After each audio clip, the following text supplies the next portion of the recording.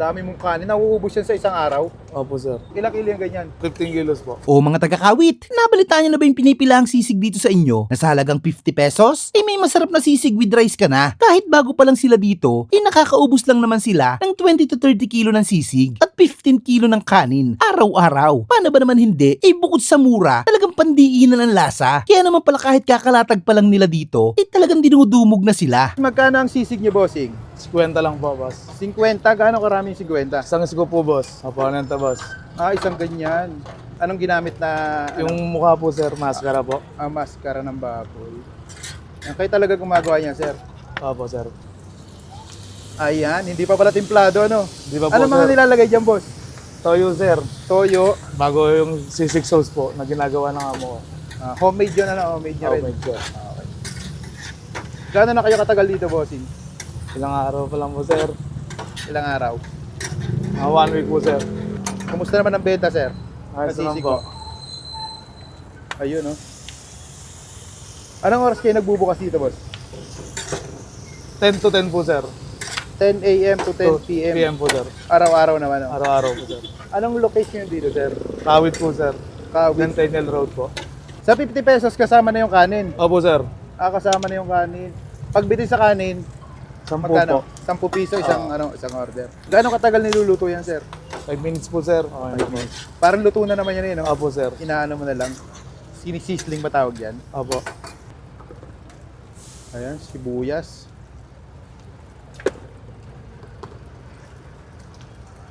Dami sili, ah. Hindi ba sobrang anghang niyan, boss? Hindi naman po, sir.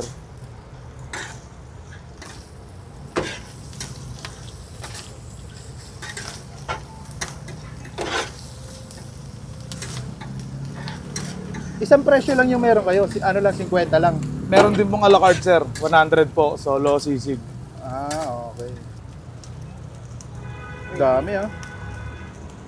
Yung isang sisig rice niya. Okay po.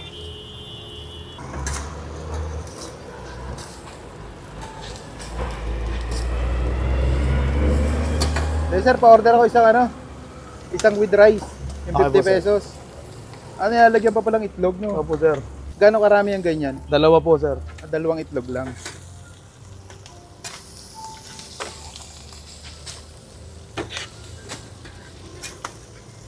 Patingin na ng 50 pesos mo, sir. Yan po, sir. Ayan, oh. Kanya kadami. Ayun. Dami mong kanin. Nauubos yan sa isang araw. Opo, sir. Minsan po, may tira.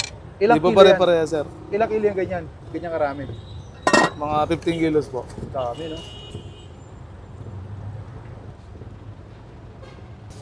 Ito po, sir. Ayan, ito 50 pesos. Sige sir, thank you sir.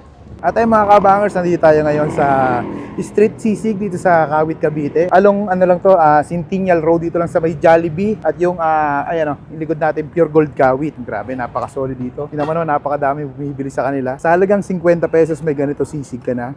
With rice na yan. Kung biting ka naman sa gantong kadami, meron din sila ditong a la carte, 100 pesos. Tikman na natin to. Lagyan natin ng kalamansi. Yeah. Kain tayo. Natin sisig lang.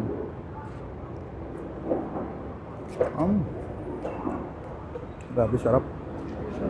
Panado. Malasang malasa.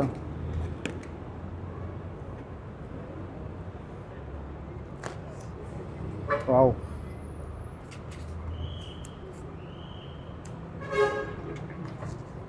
Mabibitin ka sa 50 pesos. Grabe, ang sarap.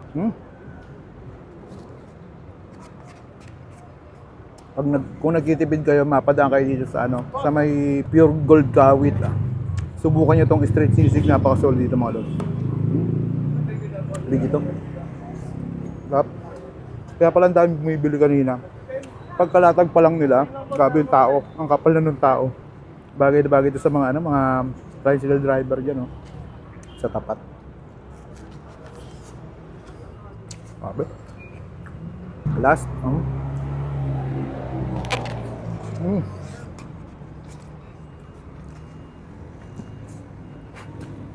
Bilis tayo na. Straight sisig, napaka-solid dito mga lods. Panalo.